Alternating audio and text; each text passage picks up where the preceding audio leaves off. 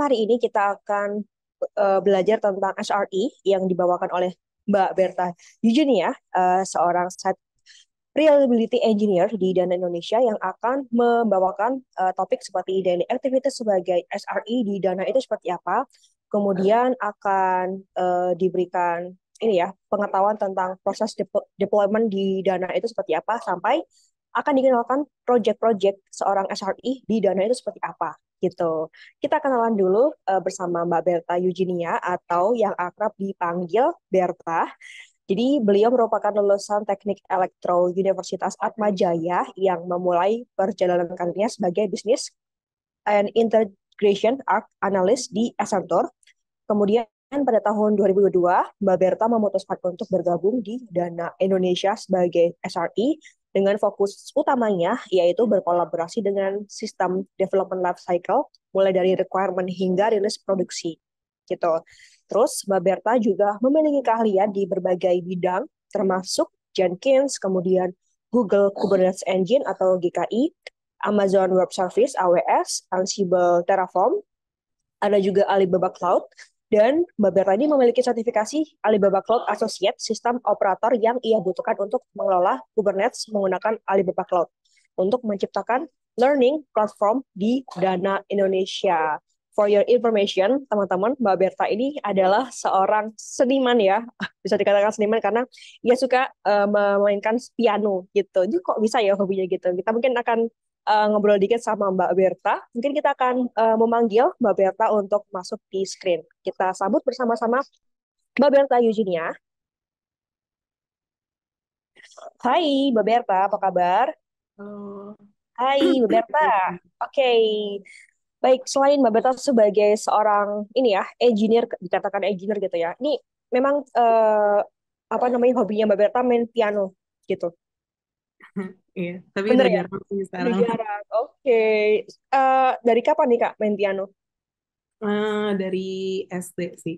Dari SD. Sekarang masih main, tapi jarang ya. Udah jarang, udah sibuk kerja. Apa namanya keyboardnya udah beda. Iya, Keyboard betul. komputer.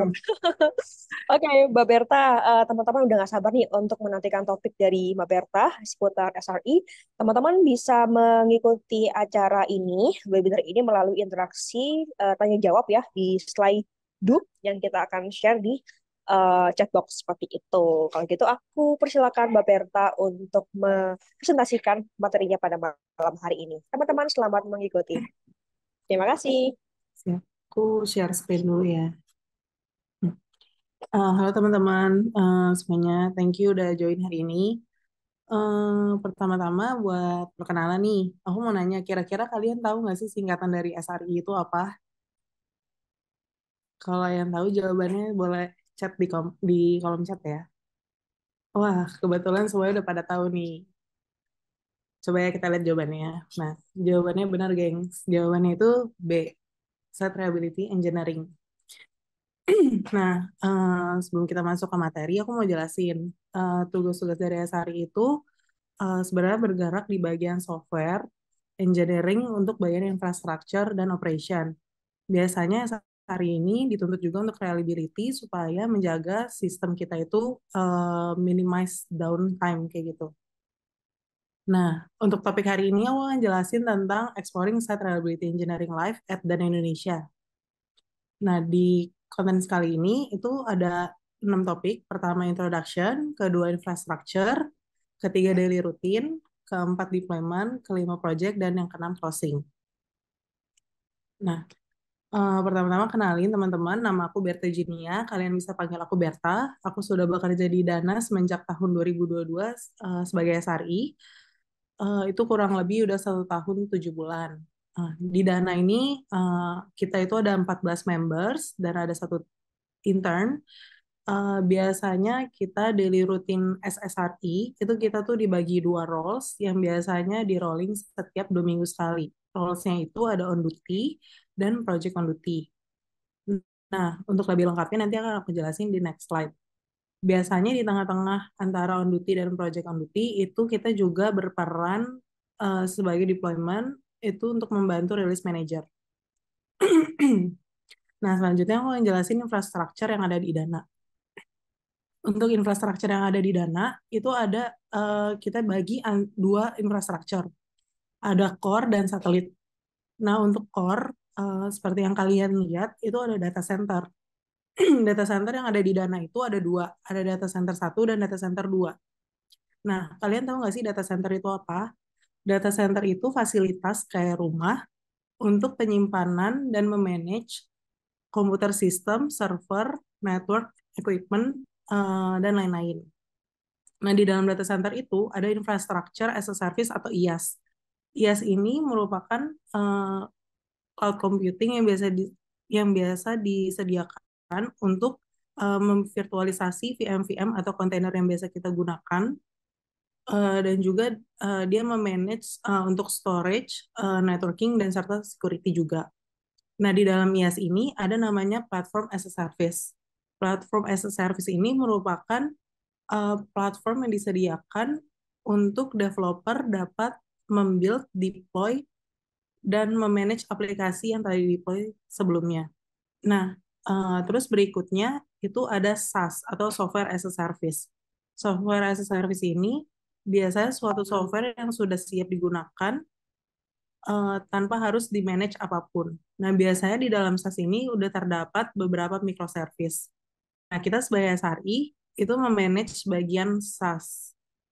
Nah, di dalam SaaS itu ada beberapa microservice dan service-service di Dana yang kita manage supaya dia 0% downtime gitu. Nah, terus selanjutnya itu kita ada namanya infrastructure satelit. Nah, di dalam satelit ini itu ada Kubernetes untuk aplikasi penyokong untuk si Dana aplikasi tersebut. Nah, biasanya di satelit ini tuh contohnya kayak website Dana, terus ada website Akademi Dana. Nah, ini itu kita biasa deploy menggunakan CI/CD tools Jenkins.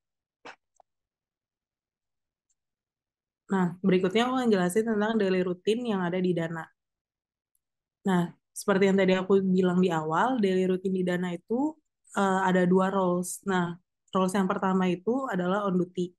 Nah, on duty itu kita dituntut untuk selalu reliability untuk aplikasi dan menjaga monitoring supaya eh, aplikasi-aplikasi di Dana itu nggak ada yang down. Dan juga kita mengerjakan beberapa tiket request, yaitu ada online change dan attack request. Untuk online change ini, eh, tiket yang berisi request changes untuk config-config yang ada di pre dan production. Biasanya changes untuk tiketnya itu kayak misalnya ada ganti untuk minimum fee atau misalnya ada update untuk voucher kayak gitu. Nah, biasanya online change ini disubmit oleh dev atau QA untuk perubahan yang urgent atau misalnya ada parameter yang ketinggalan waktu pas lagi deployment. Tapi itu biasanya jarang banget sih. Biasanya paling sering kalau misalnya ada urgent yang perlu diubah kayak gitu. Nah, terus berikutnya ada ad hoc request. Ad hoc request ini biasanya request yang paling bervariatif karena dia tuh di request oleh beberapa tim. Jadi bisa aja dari tim finance atau dari tim atau dari vendor bahkan itu bisa request ke ad hoc request kita. Biasanya itu salah satu requestnya kayak misalnya dari developer itu lagi ngedeploy suatu aplikasi baru. Nah, terus pas ngedeploy itu dia menemukan ada suatu error. Nah, kita bisa bantu untuk troubleshoot isu tersebut atau misalnya ada performance optimization atau misalnya ada minta penambahan untuk menaikkan pod atau node seperti itu. Dan juga ada setup monitoring dan alerting. Nah, terus berikutnya itu kita juga membantu release manager untuk deployment. Di deployment ini kita itu sebagai SRI ada tiga jenis, yaitu ada urgent release, ada independent release, dan regular release. Biasanya urgent release itu diadakan kalau misalnya ada fix bugs yang ditemukan oleh QA dan biasanya itu major. Jadi urgent release itu biasa sangat uh, cepat prosesnya. Jadi dari SIT sampai production itu bisa dalam satu hari yang sama. Nah, sedangkan kalau independent release itu mungkin ada sesuatu yang ketinggalan, tapi sesuatu hal itu minor. Jadi bisa dalam waktu mungkin 2-3 hari. sampai ke production. Nah, sedangkan untuk regular release itu biasanya ada feature atau ada update code yang memang harus diupdate, tapi bisa di dalam regular release biasa kayak gitu. Terus yang terakhir itu ada project. Biasanya project ini di-request dari tim lain untuk membantu pekerjaan mereka. Misalnya kita bisa bantu mereka dengan bikin automation, atau misalnya bisa bikin untuk aplikasi baru. Nah, itu biasanya kalau misalnya aplikasi baru, kita bantu benar-benar dari nol, kayak dari build infrastructure-nya, sampai install aplikasinya, dan nge-create di Kubernetes-nya, dan calculate resource-nya juga, supaya budgeting mereka itu sesuai dengan perencanaan. Terus berikutnya aku akan jelasin tentang deployment flow yang ada di Dana. Nah, deployment flow-nya itu biasanya kita start dari release manager. Release manager akan bikin release branch di source code. Nah, nanti developer akan update code-code tersebut di release branch tersebut. Nah, ketika developer sudah update, nanti akan ada namanya check code quality. Nah, setelah dicek, kalau misalnya nggak pas, dia akan kembali lagi ke release branch dan developer akan ngecek kembali di source code tersebut dan akan mereview apakah ada yang kurang atau mungkin ada sesuatu bugs yang ditemukan oleh si check code quality tersebut. Nah, tapi kalau misalnya udah pas, build package menggunakan CI tools dan deploy menggunakan CI tools di SIT itu akan dibantu oleh tim QA. Nah, nanti tim QA akan cek dan verify apakah aplikasi yang diupdate tersebut sudah sesuai atau belum. Kalau misalnya udah sesuai, nanti kita akan sebagai SRI akan membantu untuk menaikkan aplikasi-aplikasi tersebut dari pre, dan jika sudah verify juga akan kita bantu menaikkan aplikasi tersebut sampai ke production. Nah, di production itu kita menggunakan dua metode. Itu ada pertama menggunakan blue-green deployment. Nah, biasanya karena kita di Dana itu menggunakan dua data center, jadi trafficnya itu dibagi sama-sama 50 dan 50. Nah, tapi dengan adanya si Blue Green Deployment ini, kita harus men-switch traffic ke salah satu DC 100%. Jadi kalau kita biasanya di Dana itu akan men-switch traffic 100% ke DC 1 dulu. Nanti baru kita deploy aplikasi yang update tadi ke DC 2. Biasanya sebelum kita deploy aplikasinya, kita biasa push param dulu. Terus nanti setelah udah push param, kita bantu deploy semua aplikasi tersebut ke DC 2. Nah, nanti kalau semua aplikasi sudah selesai di deploy ke DC 2, nah ini kan di sebelah kanan ada tabelnya. Nah, itu biasanya kita akan bantu switch 1% dulu trafficnya ke DC 2. Nanti setelah sudah 1%, si tim QA akan verify selama 1 jam apakah ditemukan bugs atau sudah pas gitu tesnya. Nah, kalau misalnya selama 1 jam itu sudah selesai, nanti kita dari SRI akan bantu untuk switch traffic ke 5%. Nah, nanti setelah sudah 5%, kita akan bantu switch lagi 10% per 3 menit.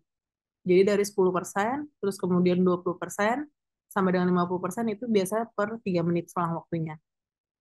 Nah, kalau misalnya udah, kan isi satunya belum di-deploy tuh. Nah, untuk nge-deploy DC 1, kita harus switch traffic lagi 100% ke DC 2. Nah, nanti setelah DC 1 sudah selesai, kita langsung switch traffic ulang lagi dari 1% ke DC 1. Jadi berkebalikan gitu.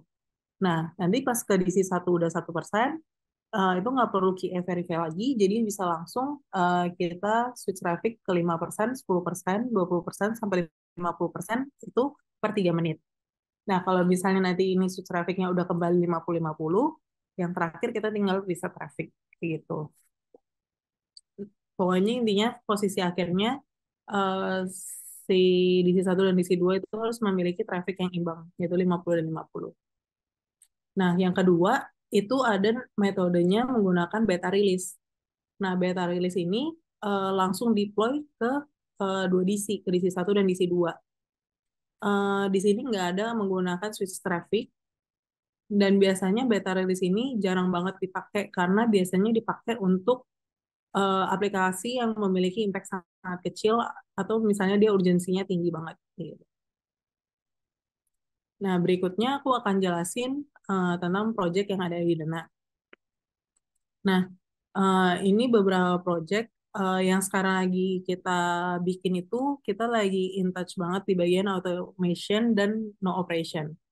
Nah, kenapa sih kita lagi ngejar banget automation? Karena automation ini sangat berguna buat kita untuk lebih produktif dan lebih efektif juga. Karena kita kan banyak tugas-tugas on duty yang lumayan repetitif tuh. Nah, supaya kita bisa sambil ngerjain yang lain, kita bikin automation supaya lebih cepat selesainya juga dan user dapat langsung memakai request yang dia udah request gitu. Nah, dan juga sekarang ini kita juga lagi nekenin banget ke no operation karena kita lagi ingin mengurangi human error dan juga nggak selalu untuk bisa jadi nggak perlu untuk selalu buka laptop gitu. Jadi kayak misalnya ada alert dari monitoring. Nah, dengan menggunakan si bot ini, kita bisa tanpa harus buka laptop, dia udah langsung nge-trigger untuk ngelakuin apa yang harus dia lakuin kayak gitu. Nah, terus berikutnya ada juga learning platform. Itu learning platform yang pernah aku buat, itu kita ngebantu CS Team untuk nge-educate partner. Jadi si partner ini berguna untuk membantu menjawab kayak komplain-komplain dari customer Dana.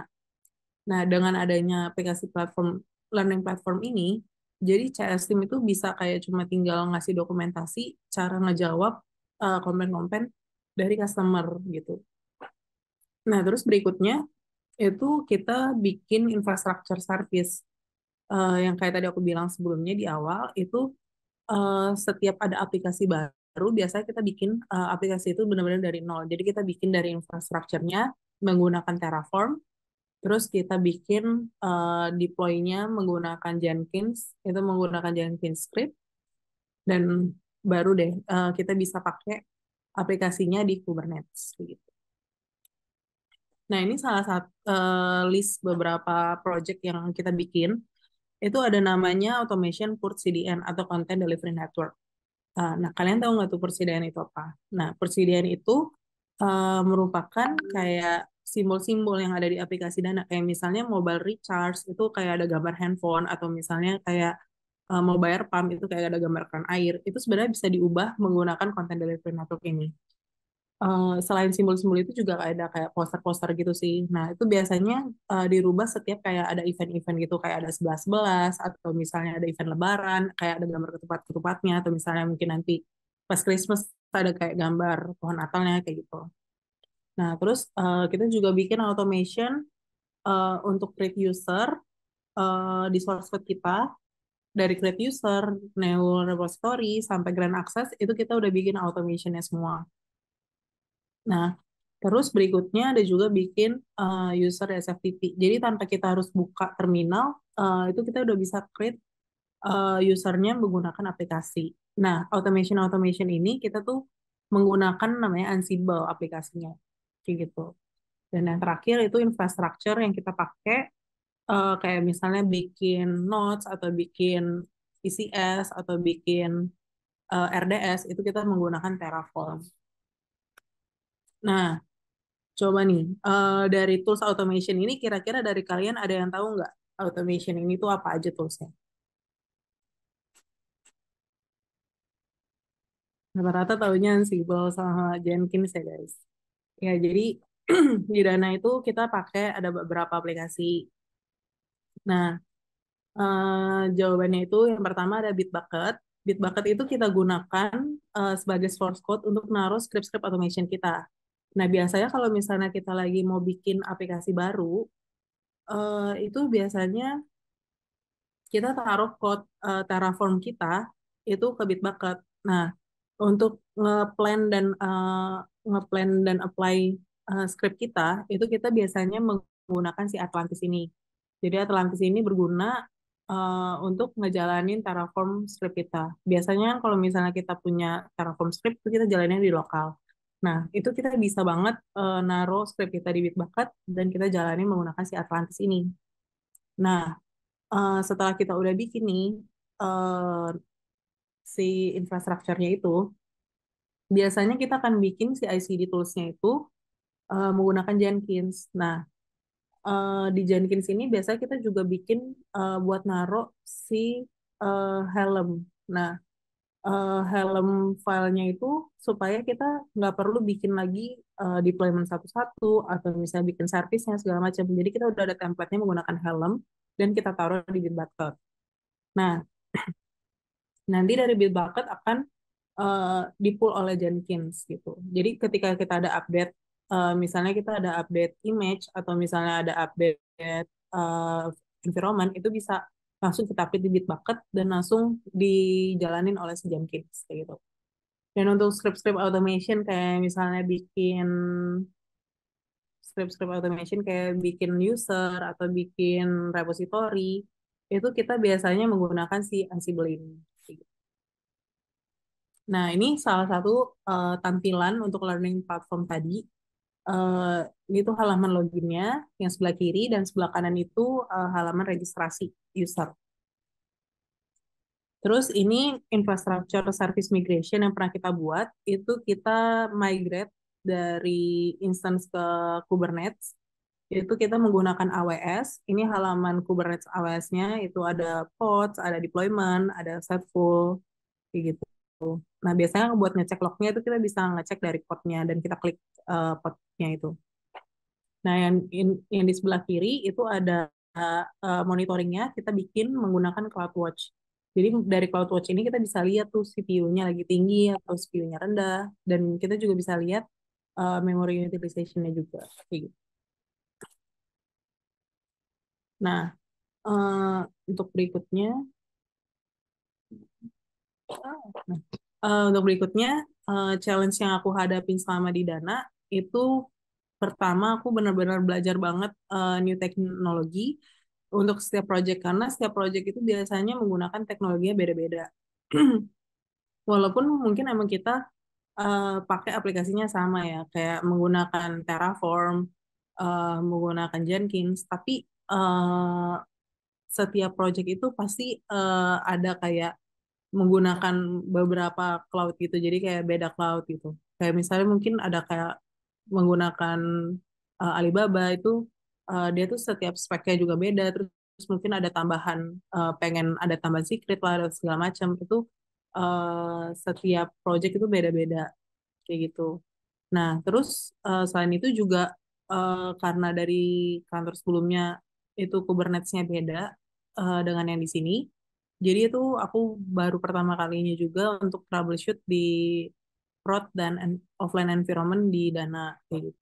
Terus berikutnya itu karena tiket ad hoc itu beragam dan beda-beda, jadi biasanya eh, aku selalu cari cara gimana cara untuk menyelesaikan si ad hoc dan online change ini cepat. Jadi gimana caranya supaya cepat itu biasanya aku selalu tanya ke usernya dengan jelas yang dia mau tuh kayak gimana. Dan kalau misalnya udah ketemu, biasanya aku cari-cari dulu di googling. Kalau misalnya mau mentok dan nggak bisa, biasanya aku tanya ke yang lain kayak gitu. Tapi biasanya itu jarang banget sih. Biasanya dengan nanya ke user aja juga udah cukup. Nah, kesan-pesan aku selama di Dana yang aku suka itu dari kata-kata ini. Stay hungry and stay foolish. Kata-kata ini tuh sebenarnya bukan ngajak kita untuk selalu bodoh, tapi eh, kata-kata ini tuh ngajak kita untuk selalu belajar dan ngegali ilmu. Jadi dengan kita merasa kita selalu lapar dan merasa kurang, jadi kita selalu untuk mendorong dan memforce diri kita tuh untuk selalu belajar supaya kita bisa bertambah ilmunya dan juga bisa menambah skills juga. Nah, dengan bertambahnya pengetahuan dan skills kita kan kita juga bisa ngobrol dengan yang lain tuh lebih banyak gitu pengetahuannya. Nah, eh, supaya menambah pengetahuan kalian juga, kalian bisa banget tuh belajar di Dana itu di website clickandlearn.dana.id. Di sini tuh kalian bisa dapat banyak video dan ada event-event tertentu yang kalian bisa ikutin gitu. Ini salah satu websitenya itu kayak gini. Itu kalian bisa lihat di sini tuh ada banyak banget kayak event-event kayak misalnya Dana Tech Talks, terus ada artikel dan ada banyak informasi di sini yang bisa kalian lihat kayak gitu. Nah, sekian dari aku. Thank you semuanya. Kalau ada yang mau tanya silakan. Oke, thank you Mbak Beva untuk presentasinya. Oke guys, gimana nih? Sudah ada ini pertanyaan-pertanyaan dari teman-teman untuk Mbak Berta seputar SRI, topik yang dibawakan oleh Mbak Berta. Oke, sambil nunggu, mungkin Mbak Berta mau minum dulu dan teman-teman juga sambil apa namanya istirahat sebentar gitu. Aku juga sambil lihat slide yang udah ada pertanyaan. Ini nggak beberapa lagi, Mbak Berta. Banyak. Oke, kita switch ke screen slide. Oke, sambil nunggu teman-teman bertanya di Slido, aku mungkin pilih beberapa dulu yang relate sama topiknya Mbak Berta. Yang pertama, oke, um, oke Mbak Berta, bedanya SRI sama DevOps itu apa ya, Mbak Berta? Kalau SRI itu sebenarnya mirip sih sama DevOps. Cuma kalau SRI itu kayak lebih dituntut untuk reliability-nya sih sama kayak lebih ke infrastrukturnya juga gitu. Kalau DevOps kan mungkin lebih kayak menjembatani antara developer dan operation ya. Jadi kayak mungkin lebih ke Jenkins dan lain-lainnya gitu. Oke, semoga bisa menjawab ya, Kak Anonymous. Berikutnya, apa alasan Mbak Berta mengambil role sebagai SRI? Karena kebanyakan di engineer itu di engineer infra itu pria. Ini ya, gender issue ya. Oke, ini pendapat Mbak Berta sendiri gimana terkait pertanyaan? Alasannya apa ya? Karena dari kantor sebelumnya kebetulan dapat proyeknya mirip-mirip kayak DevOps gitu dan terus eh, dan suka dengan hal-hal cloud ya udah akhirnya memilih untuk jalur ke SAI gitu. Oke, dari Kak Adi Albert dia sharing nih, Mbak, saya dulu pernah role sebagai IT support dan sistem administrator yang kerjanya sering ke network system server. Apakah cocok kalau handle SRE? Itu dia lama nggak ngoding katanya Mbak Berta. Kayaknya kalau network dan sistem lebih ke kalau di Dana namanya IDC sih.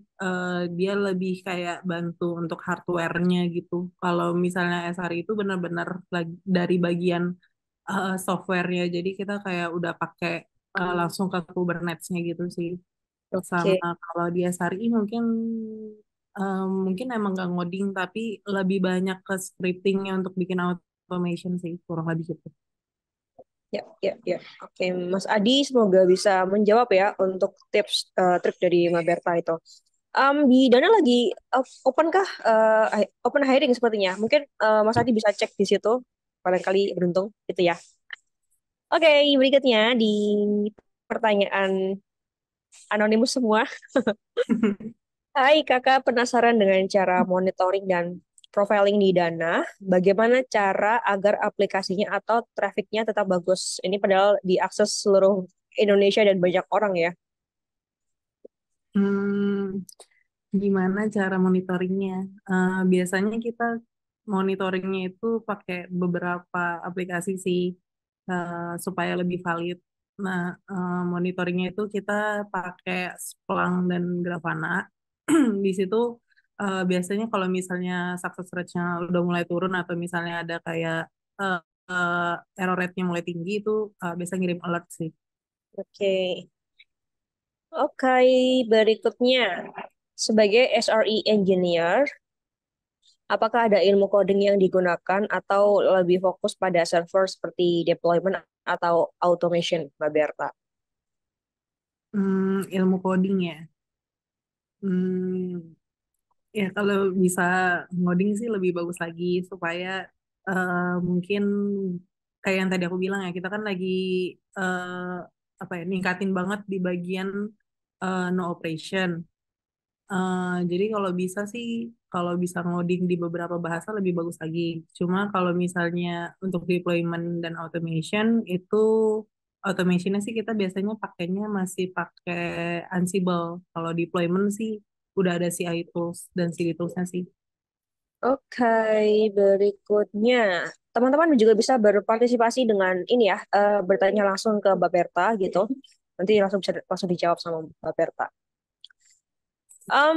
Dari Anonymous lagi, step by step buat belajar SRE itu gimana ya, Mbak Berta? Eh ini tadi kayaknya sering di-mentioning Mbak Berta, mungkin bisa dijelaskan kayak eh, ini aja ya, apa namanya, kulitnya aja gitu ya. Terus apakah perlu bisa scripting language, bahasa gitu ya, bahasa pemrograman? Bagusnya belajar bahasa apa untuk ini scripting as SRE gitu, Mbak Berta? Tips and trick dari Mbak Berta. Step and step buat belajar SRI itu pertama mungkin bagian ke cloud dan Kubernetes dulu kali ya.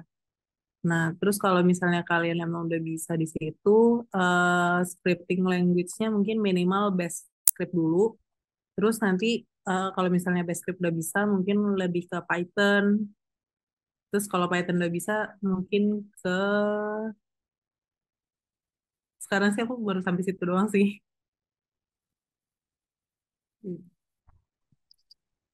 Oke, semoga bisa menjawab ya buat teman-teman yang bertanya ini. Terus kalau untuk DB yang sering time out, deadlock, apakah itu runs SRE juga untuk mengatasinya? Biasanya di BA sih yang bantu. Oke. Oke, berikutnya ada saran nggak Mbak Berta untuk buat project portofolio gitu sebagai SRE? Kalau mau switch karir ke SRE itu apakah perlu ambil sertifikat terkait SRE? Kalau saat ini sih mungkin kalau mau sertifikat ambil kayak cloud practitioner yang AWS atau misalnya eh, cloud dari yang GCP, atau juga bisa juga kayak ambil eh, buat belajar Kubernetes gitu-gitu sih. Kalau mau certified atau Alibaba juga bisa. Baik, berikutnya dari Rohmat, Mas Rohmat ya. Di Dana, di Dana menggunakan dua data center. Apakah di-deploy ke dua provider cloud?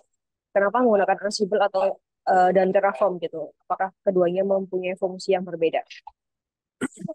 Nah, kalau di Dana itu pakai dua data center tapi ke provider cloud yang sama sih. Jadi kan dari gambar yang tadi aku infrastruktur yang tadi itu tuh sebenarnya nggak dua-duanya langsung kita deploy. Biasanya kita lebih banyak deploy ke bagian core kayak gitu. Nah, biasanya kita deploy di core doang dan itu cuma satu provider cloud. Dan kenapa kita pakai Ansible dan Terraform, dua aplikasi itu beda. Ansible itu biasanya kita pakai buat automation sih, bukan untuk deployment.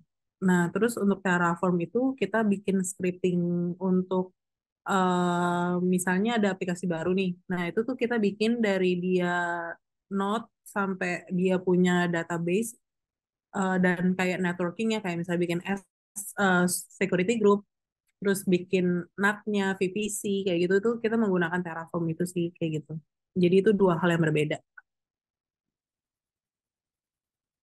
Oke, dua hal yang berbeda. Dari Mas Rohmat, terima kasih banyak untuk pertanyaannya. Yang di bawahnya juga udah soft nih, Maria atau Kak Salsa.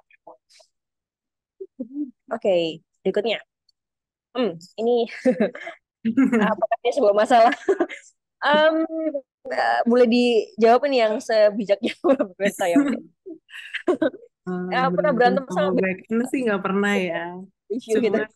Cuma nggak pernah sih di sini engineer-nya pada baik-baik sih. Jadi kita sama-sama bareng-bareng buat nyelesain isunya gitu. Nggak Ini pernah sampai gondok-gondokan atau kayak ya nyampe ya gitulah.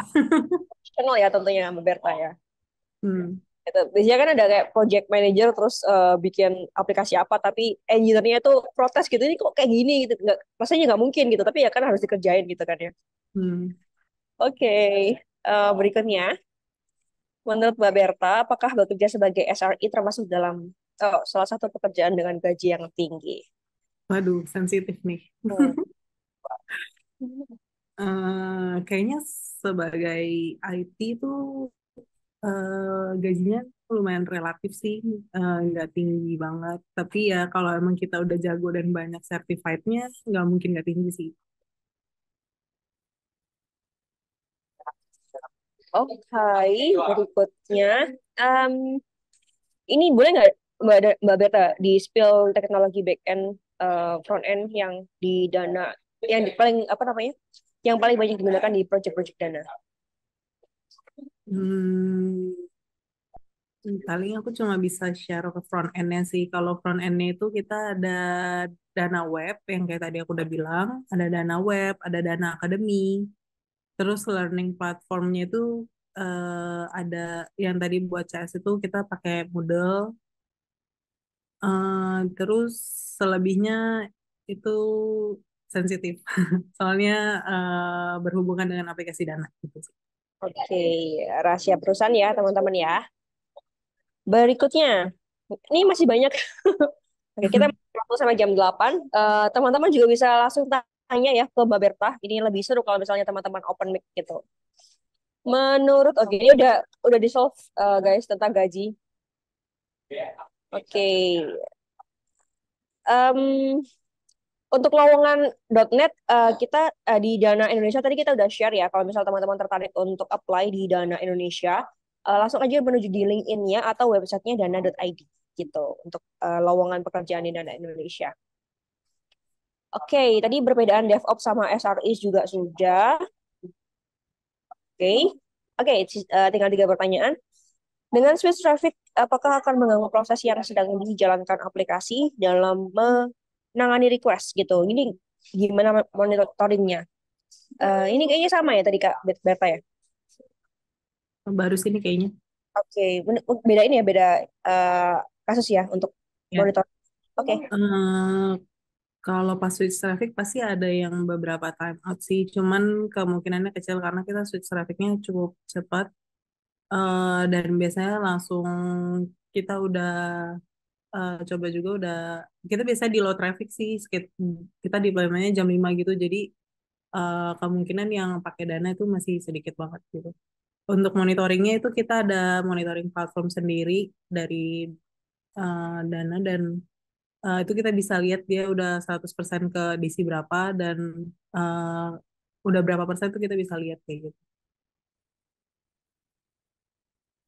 baik. Berikutnya untuk SRE biasa pakai bahasa pemrograman apa aja ya Mbak Berta? Hmm, Biasanya kalau aku sih pakai bash scripting, terus Ansible, terus pernah pakai Python tapi cuma sekali, terus eh, biasanya yang lain pernah juga bikin pakai Golang sih. Baik, 2 pertanyaan terakhir. Akhir-akhir ini aplikasi Dana sering nggak bisa ini apa namanya bisa tanya apa customer service ya Kak. Tapi ini lebih ke apa namanya Mbak Berta ya. Ah, mungkin aku bacakan lagi. Akhir-akhir ini aplikasi Dana sering nggak bisa scan QR untuk bayar. Nah, kalau terjadi isu seperti ini apakah mempengaruhi KPI gitu, Mbak Berta? Atau mungkin siapa? Hmm, Mempengaruhi sih soalnya kan kita sebagai saat itu dituntut untuk lebih reliabilitas ya. Jadi kayak nggak boleh ada isu sekalipun kayak kalaupun ada isu pasti langsung di raise kayak gitu. Jadi ketika misalnya ada orang yang sering komplain itu ngaruh sih ke KPI kita. Dan Oke, siapa aja baik. yang terlibat itu biasanya developer, SRI dan eh, technical support. Itu. Oke. Pertanyaan terakhir dari Mas Hardiga Utama. Apa kesulitan yang pernah dihadapi selama menjadi SRE, Mbak Berta? Kesulitannya itu tadi yang kayak aku udah jelasin itu, biasanya kalau misalnya ada project baru itu kita jadi belajar baru lagi, pakai teknologi baru. Terus sama kalau misalnya nyelesain tiket-tiket ad hoc atau online changes yang belum pernah dikerjain. Oke, nambah. Dari baikku, maybe Kak Baikku ini mau open mic aja, biar meramaikan sesi ini. Apakah mau open mic? Oh, nggak ada. Yang namanya Baikku nih di list partisipan. Oke. Oke, Mbak Berta, kembali ke pertanyaannya Kak Baikuni, apakah SRI lebih banyak menghandle automation aja? Banyak, nggak automation aja. Biasanya kalau automation itu lebih di bagian project sih, kayak tadi aku jelasin kan kita sebagai hari itu ada dua role ya, ada on duty dan project on duty.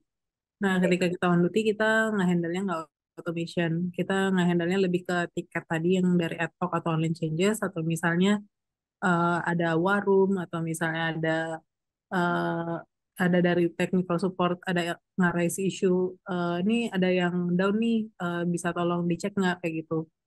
Tapi kalau misalnya ketika project on duty, ya kita emang fokusnya ke, kalau misalnya lagi ngerjain automation, ya kita fokus ke automation, tapi kalau misalnya lagi ada project eh, bareng sama dengan tim lain, eh, misalnya ada bikin suatu aplikasi baru atau feature baru, ya itu dia fokus ke project itu gitu sih. Oke, terima kasih Mas Baikuni. Baru terlihat di list partisipan namanya. Oke, pertanyaan terakhir nih Mbak Berta dari Mas Adi Albert di chat box gitu. Em, oh ya, ini sepertinya tadi pertanyaan udah dijawab sama Mbak Berta.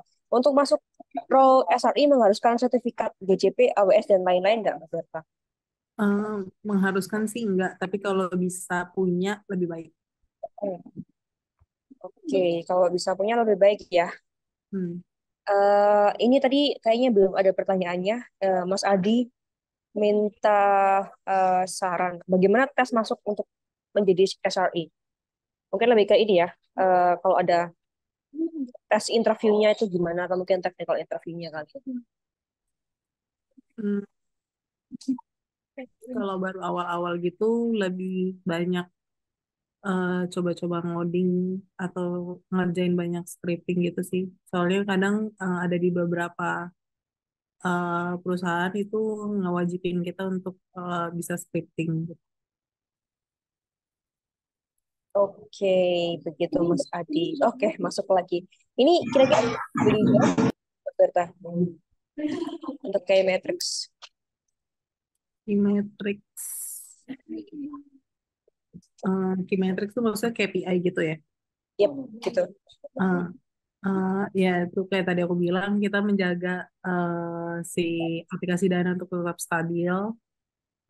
Terus kita juga harus megang beberapa project, uh, dan juga apa ya, lebih sering-sering untuk lihat monitoring sih. Oke. Oke, begitu Mas Rahmat pertanyaannya. Terima kasih banyak buat teman-teman yang bertanya di sesi ini. Dan kita belum selesai ya teman-teman ya. Nanti kalau misalnya teman-teman ada pertanyaan seputar apa namanya acara ini, nanti kita akan lampirkan di akhir sesi. Dan sebelum itu kita mau informasikan ke teman-teman kita butuh banget untuk masukan dari teman-teman melalui feedback yang kita share di sini. Oke, nah guys, teman-teman punya impian berkarir di Jepang nggak? Jadi Altera Academy bersama Hatara Kimas melalui program I Go 3, kita punya sebuah program untuk mempersiapkan teman-teman menjadi seorang engineer dan bekerja di Jepang. Dan ini programnya untuk junior, jadi kalian yang pengalamannya di bawah mulai dari 1 tahun, punya pengalaman intern, nah ini cocok banget buat kalian gitu. Dan ini ada jaminan pertama kerjanya. Kalau kalian ingin lebih tahu lebih lanjut tentang informasi program ini, bisa tanya-tanya melalui chat WhatsApp yang kita akan share di situ, atau bisa mempelajari informasi program ini di website itu. Teman-teman bisa menuju ke situ. bulan berikutnya, insya Allah bersama Alchemy. Jadi teman-teman berikutnya kita akan ketemu lagi ya setiap minggunya bersama Alchemy Talks by LTF Academy. Kalau teman-teman punya topik saran gitu, bisa langsung dilayangkan di feedback form tadi gitu. Kita ucapkan terima kasih banyak buat Mbak Berta yang udah sharing materinya pada hari ini tentang SRE. Semoga teman-teman bisa mendapatkan manfaatnya dan mungkin barangkali mau switch karir ke SRE ya, seperti Mbak Berta. Gitu. Oke guys, terima kasih banyak atas kehadirannya. Dari tim Alchemy undur diri, ada Kak Salsa, ada Kak Maria, dan juga ada Kak Sandra, dan kita semua dari Dana Indonesia juga kita pamit undur diri. Sampai jumpa di Alchemy Talks berikutnya. Bye, bye teman-teman. Terima kasih banyak. Selamat malam semuanya. Iya. Thank you Mbak Berta, thank you teman-teman.